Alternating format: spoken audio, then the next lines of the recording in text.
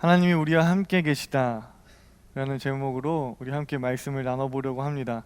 이번 성탄의 주제이기도 하죠. 이제 며칠 뒤면 성탄입니다.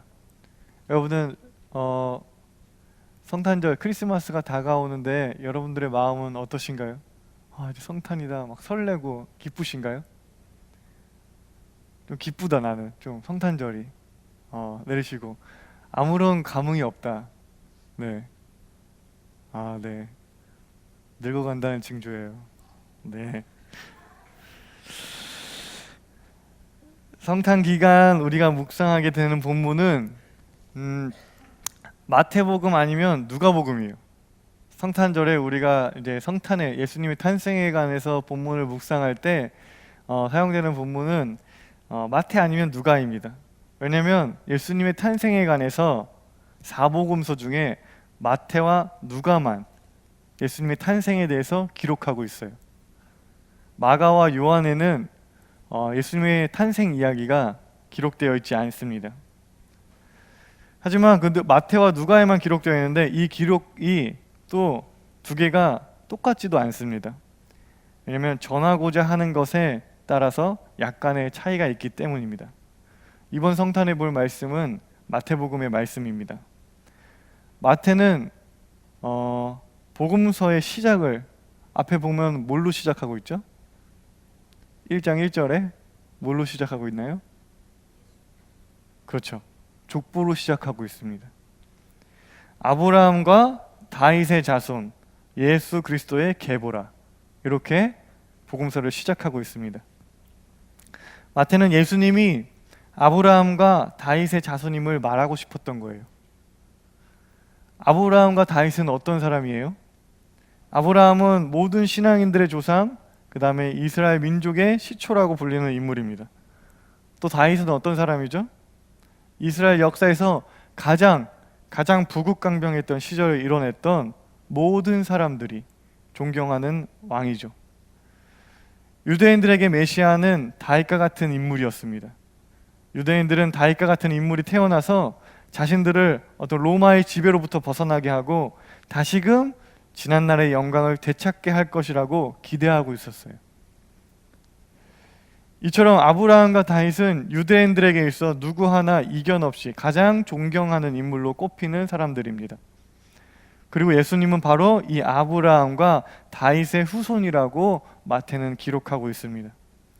마태는 지금 이 책을 읽는 유대인들에게 우리가 기다리고 있는 메시아, 우리를 구원할 다윗의 후손이 바로 예수님이라고 하는 것을 말하려고 하는 것입니다. 이제 족보에 이어서 예수님의 탄생 이야기가 이어집니다. 이야기는 요셉을 중심으로 전개되고 있어요. 요셉과 마리아가 약혼을 하고 결혼을 기다리던 때에 마리아가 임신했다는 소식을 듣게 됩니다. 약혼을 했어요. 마리아는 약혼을 했어. 아직 떨어져 있는 거지. 약혼을 했지만 근데 그 약혼자가 임신을 했다는 소식을 듣게 됩니다. 당시 유대인들에게 있어 약혼은 우리가 생각하고 있는, 지금 우리가 알고 있는 약혼과는 개념이 약간 달라요. 약혼을 하면 유대인들에게 있어서는 거의 혼인과 거의 동일한 효력을 갖습니다. 약혼을 하면 남편 그리고 아내라는 말을 사용할 수가 있고, 만에 하나 약혼 기간 중에 남자가 죽게 되면 여자는 그냥 홀로 살아가야 되는 거예요. 그럼 뭐가 다르냐? 같이 살지만 않는 것뿐이에요. 법과 제도로 이 둘은 이미 부부가 됐어. 근데 아직 같이 살지 않고 동침하지 않는 것뿐, 이 둘은 부부나 다름이 없는 것입니다. 이제 약혼을 하고 1년이 지나면 남자는 여자를 자기 집으로 데려왔어요. 이 집으로 데려오는 것을 결혼을 했다라고 이야기합니다. 그리고 결혼과 버금가는 효력이기 때문에 약혼 기간 중에 다른 사람과 동침하거나 하는 것은 부정한 것이었죠. 요셉은 착실한 유대인이었기에 마리아의 임신 소식을 듣고 이제 약혼을 조용히 취소하려고 합니다. 약혼자가, 그러니까 나랑 거의 결혼한 사람과 다름없는 그 사람이 임신을 했다는 소식을 들으니까 이 사람은 그래도 막 동네방네 떠벌리지는 않고 조용히 혼인을 취소하려고 했던 거죠. 하지만 하나님은 요셉이 그렇게 하지 않기를 원하셨습니다. 마리아가 임신한 것은 하나님의 크신 계획 안에 있는 일이었기 때문이죠. 하나님은 주의 사자를 보내서 요셉에게 말씀하시죠. 요셉아, 너 마리아 데려오는 거를 두려워하지 않아도 돼. 마리아의 아기는 성령으로 잉태된 아기야. 그를 통해서 하나님이 선지자의 말씀을 이루려고 하는 거야. 하나님이 우리와 함께 하신다는 것을 모든 사람들에게 알리려고 하는 거야. 그러니까 마리아를 너네 집으로 데려오는 것을 두려워하지 않아도 돼. 데려와 라고 말씀을 하신 것입니다. 요셉은 믿음이 좋았던 사람이었나 봐요. 그는 말씀에 순종합니다. 근데 우리는 요셉의 이 행위를 굉장히 가볍게 넘어가는 경우가 많은데 그것은 결코 쉬운 일이 아니었을 거예요. 여러분, 나랑 결혼해야 되는 여자가 임신을 했어요. 그 임신이 성령을 통해서라고는 하지만 사실 인간의 마음으로는 성령을 통해서 임신한 게 아니라 성령 할아버지라도 싫었을 거예요. 너무너무 싫었겠지. 그렇지 않겠어요? 주의 사자가 나한테 와서 꿈에 나타나서 너 마리아 데려와야 돼 라고 말하는 게 아니라 그냥 구약에 나오는 선지자가 총 출동해가지고 나한테 데려와야 한다고 하더라도 싫었을 거예요. 근데 요셉은 순종하죠. 마리아를 자기 집으로 데려옴으로 결혼을 완성합니다. 우리는 하나님이 우리와 함께 하기를 소망하죠. 하나님이 함께하면 어려운 일이 해결되고 좋은 일이 생기고 소원이 이루어지고 불가능한 일이 가능해지니까 우리는 하나님이 우리와 함께하기를 소망해요. 하나님은 분명 우리를 어려움으로부터 구원하시고 우리를 자유롭게 하시고 우리를 행복으로 이끄시는 분이에요. 근데 중요한 건 뭐냐면 하나님은 하나님의 구원을 하나님의 방법으로 이루신다는 것입니다. 하나님의 방법. 우리는 이 부분을 간과하고 있을지 모릅니다. 신앙인에게 있어서 중요한 건 결과보다 과정이에요. 어려움으로부터 벗어나는 건 좋은 일이지. 근데 신앙인들에게 중요한 건 그 어려움으로부터 어떻게 벗어날 것이냐가 하는 게 더 중요한 것입니다. 어려움으로부터 벗어나는 방법이 하나님의 방법이 아니라면 그것은 하나님의 구원이 아닌 거죠. 하나님의 방법을 망각할 때 우리는 하나님을 오해해요. 어려운 일이 해결되고 좋은 일이 생겨야만 하나님이 나와 함께 한다고 생각하는 거예요.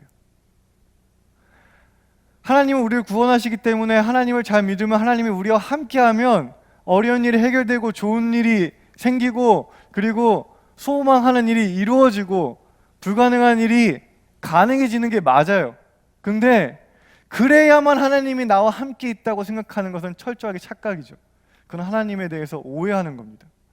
좋은 일이 생겨야만, 어려운 일이 해결돼야만 하나님이 나와 함께 한다고 생각하는 것은 하나님을 완전 오해하고 있는 거예요. 하나님은 하나님의 방법으로 우리를 구원하시기 때문에 우리의 삶에는 부담스러운 일이 생길 수 있고 고난이 찾아올 수도 있습니다. 이스라엘의 출애굽과 40년 광야 생활이 그러했죠.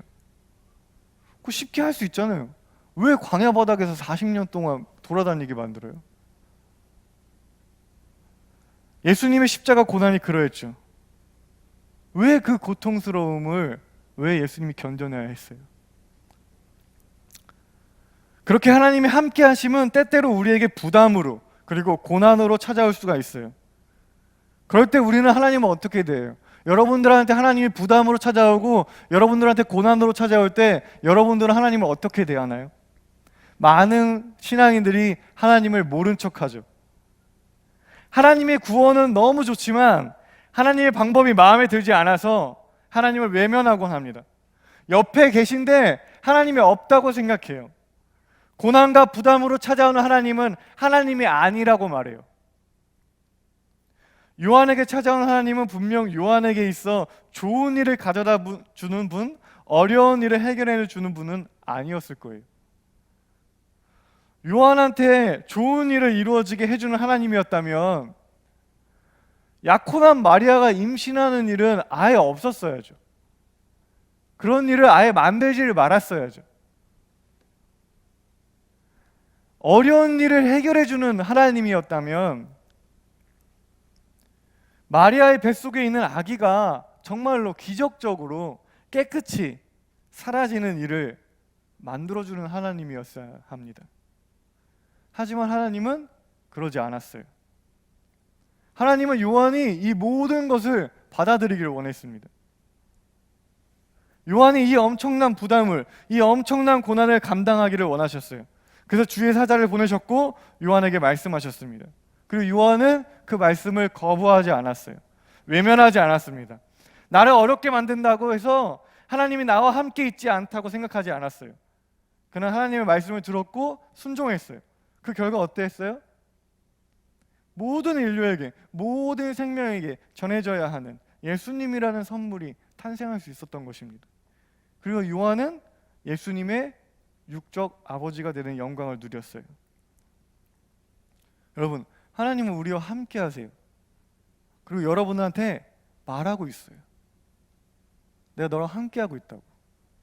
너가 이렇게 했으면 좋겠다고. 여러분들한테 말하고 있어요. 직접 말씀하시기도 하고 주의 사자를 통해서 말씀하시기도 해요. 근데 주의 사자가 누군지는 알 수 없죠. 그건 부모님이 될 수도 있고 친구가 될 수도 있고 설교가 될 수도 있고 큐티가 될 수도 있습니다. 하지만 중요한 건 들어야 한다는 거예요. 기억해 주세요. 하나님의 말씀은 분명 달콤한 거예요. 사이다 같은 거예요. 근데 결코 달콤한 것만, 사이다 같은 것만 하나님 말씀은 아닙니다. 하나님의 구원은 분명 달콤하지만 하나님의 그 방법은 쓰디쓴 약일 수도 있습니다. 그리고 우리는 그것을 묵묵히 삼켜내야 해요. 주의 사자는 이사야 7장 14절의 말씀을 인용하면서 예수님의 탄생 의미를 이야기합니다. 그러므로 주께서 친히 징조를 너희에게 주실 것이라. 보라, 처녀가 잉태하여 아들을 낳을 것이요 그의 이름을 임마누엘이라 하리라. 주의 사자는 요셉에게 예수님의 탄생이 말씀을 성취하기 위한 하나님의 역사임을 이야기합니다. 예수님의 탄생은 말씀의 이루어짐이었습니다. 그렇다면 여러분, 예수님의 탄생이 왜 임마누엘일까? 예수님의 탄생이 왜 하나님이 우리와 함께 하신다는 증표일까? 이게 너무나 당연해서 가끔 너무나 당연한 걸 물어보면은 대답을 못할 때가 있어요. 예수님의 탄생이 왜 임마누엘이에요? 제가 군대에 있을 때, 군대 상병 때부터 지금의 아내와 연애를 시작했어요. 많은 편지를 주고받았습니다. 콜렉트콜로 매일 전화를 하는데 매일 전화를 하는데도 편지에 쓸 말은 따로 있었나 봐. 지금은 같이 사는데도 얘기를 별로 안 하는데 그때는 그렇게 매일 전화를 하는데도 편지에 쓸 말은 따로 있었어요. 그 편지는 편지대로, 전화는 전화대로 엄청나게 주고받았어요. 근데 군 시절 동안에 이제 훈련이 있었어요. 훈련이 있는데 이 훈련이 어떤 훈련이냐면 30일, 한 달 동안 산속에 들어가서 훈련을 하면서 먹고 자면서 그곳에서 훈련을 하는 거예요. 정말 전쟁이 났다고 생각하고 산속에서 텐트 치고 한 겨울에 이제 한 달 동안 산속에서 지내는 훈련이었어요. 정말 힘들었죠. 힘들었어요. 그때 또 계급도 높지 않았어요. 일병이었어. 계급은 낮지, 막 춥지, 얼마나 힘들었겠어요. 한겨울 속에서, 산 속에서 먹고 자야 했으니까요. 얼음을 깨고 그 물에다가 설거지를 하고 막, 그리고 음식물 좀 나오면 텐트 뒤에다가 이렇게 묻어놨거든요. 그 산에 멧돼지가 그 음식물 냄새를 맡고 자고 있는데 뭔가 음산한 기운이 들어. 그 자세히 귀를 기울였더니 멧돼지가 그 땅을 파서 콕콕콕콕 막 먹고 있는 거예요. 얼마나 무서웠겠어요. 그 멧돼지 막 쫓아내고. 한 달 동안 산속에 있으니까 씻지도 못하잖아요. 그럼 뭘로 씻겠어요? 물티슈로. 물티슈로 얼굴, 막 겨드랑이, 엉덩이 막 이런 데 다 닦는 거예요. 그렇게 개운할 수가 없어요. 그리고 볼일은 어디서 봐요? 산에 들어가서 보는 거예요. 근데 요만한 삽이 있어. 그 삽으로 땅을 파. 땅이 얼었어. 잘 안 파죠. 배는 아픈데 땅은 안 파지고. 그러면 땅 막 파고 볼일 보는 거예요. 몸이 힘드니까 신앙이 절로 좋아져요. 매일매일 열심히 기도했던 것 같아요. 그때처럼 열심히 기도한 적이 없었던 것 같아요. 산속에서 보초를 쓰면서 그 산속이니까 별이 막 보일 거 아니에요? 찬양이 절로 나오는 거예요. 근데 같이 선임이랑 같이 있으니까 겉으로는 못 부르고 속으로 눈을 들어 산을 보라. 나의 도움이 어디서 오나. 그리고 바깥 소식을 궁금해하죠. 산속에 한 달 동안 있으니까 이제 뭐 콜렉트 콜도 못하고 전화도 못하죠. 아내 이름이 민정이에요. 민정이는 잘 있나? 뭐 하고 있을까? 내 생각은 하고 있나? 다른 놈들이 찝적대는 건 아닌가? 나보다 더 멋진 사람을 만나면 어떡하지? 한 달이 그렇게 길지도 않는데, 생각해 보면 길지도 않은데 그때는 그 한 달이 너무나 길게 느껴졌어요. 훈련을 마치고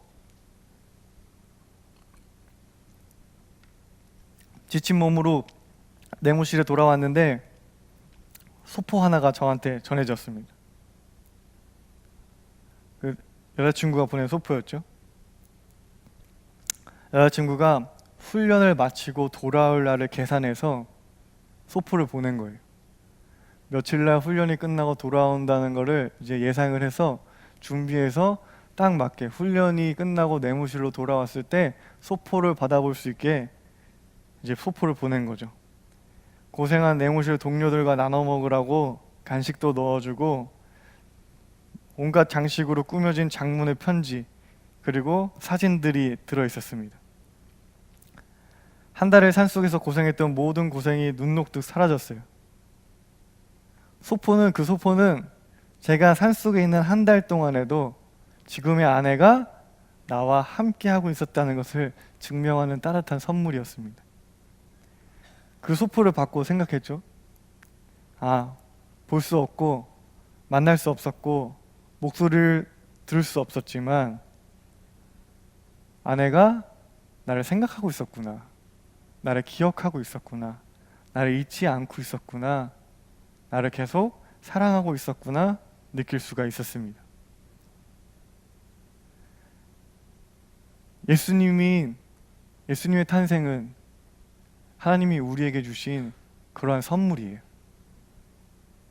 하나님께서 우리를 사랑하신다는 것을 증명하기 위한 선물입니다. 우리가 느끼지 못할 때도 언제나 우리 곁에 계시고 우리를 생각하고 계시다는 것을 우리한테 알려주기 위해서 우리한테 보내주신 선물입니다. 우리는 모두 시간과 공간 안에서 살아가요. 우리는 이걸 뛰어넘을 수가 없어요. 시간이 오래되면 우리는 잊어버리기 마련이에요. 같은 공간 안에 오랫동안 있지 않으면 멀어지게 됩니다. 우리는 그렇게 나약한 존재들이에요. 시간과 공간을 뛰어넘어 생각하지 못하고 그 한계를 극복하지 못하는 나약한 존재들이죠. 하지만 우리가 그렇다고 하나님도 그러신 분은 아니에요. 우리는 착각하고 있어요. 우리가 시간과 공간 안에 있다고 오래되면 잃어버리고 오랫동안 떨어져 있으면 상대의 사랑을 의심하는 것처럼 우리도 하나님을 그렇게 생각해요. 하나님도 마치 시간과 공간 안에 그 제약을 받는 존재처럼 생각해요. 하지만 인간의 말로 정확하게 표현할 수는 없지만 하나님은 시간과 공간을 뛰어넘어 무소부재하시고 영원하신 분이에요. 하나님을 느낀 지 오래되었다고, 하나님의 음성을 들은 지 오래되었다고, 하나님과 멀리 떨어져 있는 것 같다고 하나님이 우리와 함께 계시지 않는 것은 아닙니다. 그건 철저하게 시간과 공간 안에 있는 우리들의 나약한 생각이죠. 하나님은 우리에게 선물을 보내주셨어요. 근데 그 선물이 무슨 선물이에요? 자신의 아들을 보내주셨어요. 그리고 아들의 목숨까지도 내어주셨습니다. 그런데 뭘 더 바라겠어요?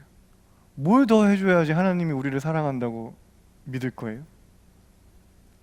근데 우리는 그 일이 오래되었다고, 하나님이 우리한테 정말 자신한테 가장 귀한 선물을 보내줬는데 자신을 담아서 자신의 전부를, 자신이 가장 사랑하는 거를 우리에게 보내주셨는데 우리는 그 일이 오래되었다고, 저 멀리서 일어난 일이라고, 하나님이 우리와 함께 계시지 않는다고 말할 수 있을까요? 하나님의 사랑을 의심할 수 있을까요? 만약 그렇다면 그건 잘못된 거죠. 그거는 나약한 생각으로도, 우리의 생각으로 그것은 잘못된 생각입니다. 누군가가 나를 너무나 사랑해줬는데, 어떤 친구가 있어요. 친구가 있다 쳐요. 그 친구가 자신의 전 재산을 다 바쳐서 정말 자신의 목숨까지도 나를 보호해주고 아껴주고 사랑해줬어요. 근데 그 일이 오래되었다고 해서, 그 친구를 못 본 지 오래되었다고 해서 그 친구가 나를 사랑하지 않는다고, 그 친구 너가 나를 사랑하는 거 맞아? 라고 의심한다면 그거는 인간의 생각으로도 정말 잘못된 거죠. 그 친구가 얼마나 가슴 아파할까요? 예수님의 탄생의 의미는 임마누엘입니다.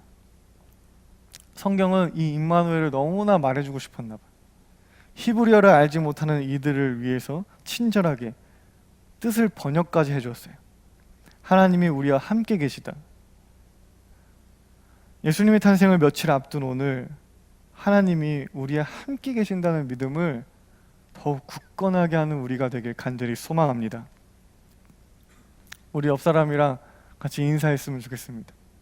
하나님이 우리와 함께 하십니다. 하나님이 우리와 함께 해요.